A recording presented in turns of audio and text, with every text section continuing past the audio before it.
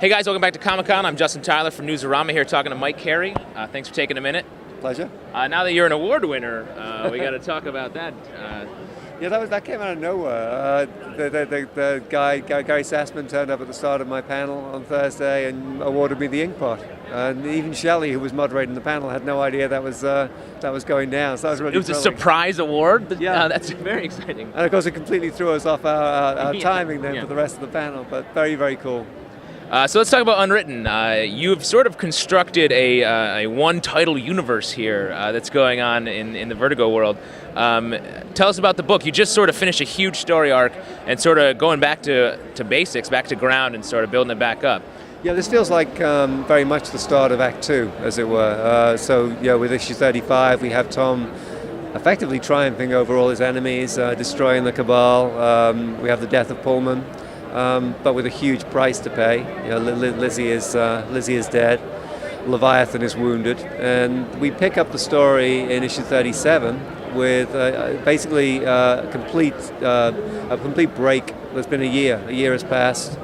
Tom is in a very different place in his life, but we're playing out the consequences of Leviathan's wound, what Leviathan's wound means for the worlds of fiction, what it means for the real world, and what it means for Tom.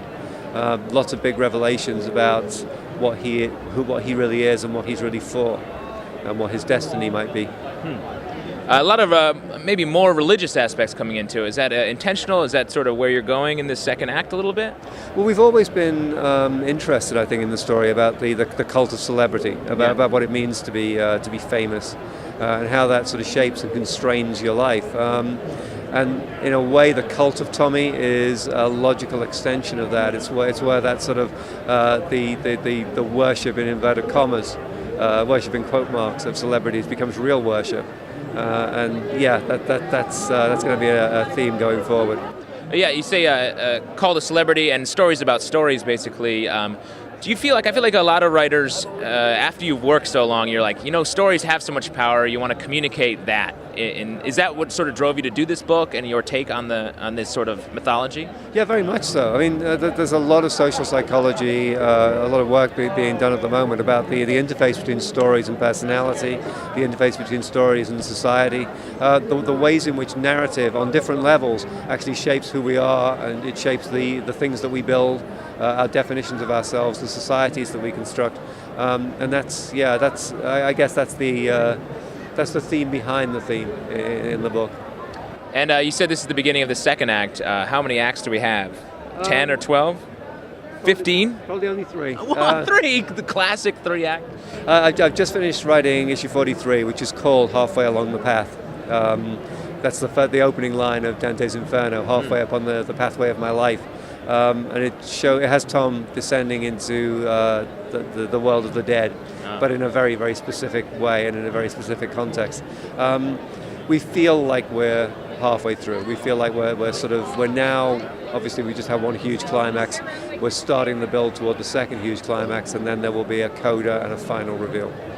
Very exciting. When you reference so many great works of literature, canonical, non-canonical stuff, do you have just a list of stuff you want to hit eventually, or are you just like, I just reread Moby Dick, I want to do a great story of Moby Dick here? It's a little bit of both. I mean, partly we reference the stories that we love, because the Unwritten is kind of a love letter to literature. Yeah. But most of the stories that become important in Unwritten kind of play off Tom's story in specific ways. The Frankenstein monster is there because the Frankenstein monster is an analog for Tom. Really, they're both the creations of other men, as it were.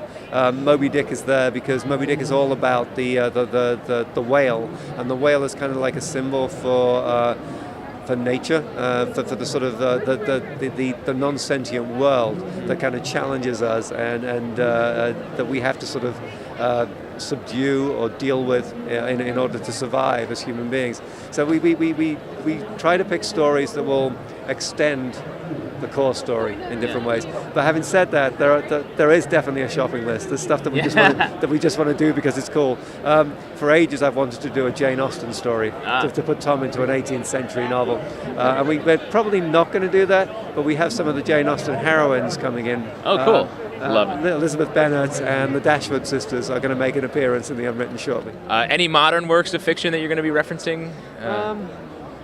I don't know. Catch 22 is on my list. Oh, definitely. that's fantastic. Yeah. And obviously, we already sort of hinted at that back in issue 1, Yeah. and we did our Superman thing with the Tinker, our sort of our comic book arc.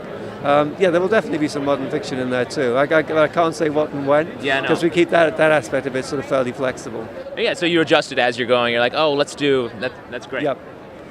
Whereas Tom's arc is very much planned. We know exactly where he's going. And you just don't know which stories he's going to wander into. We have a lot of freedom as far as that goes. That's so cool. I can't tell you how much I love the book. It's so dense and really just wonderful. So thank you for talking to us for a hot second here. My pleasure. You guys stay tuned for plenty more from Comic-Con.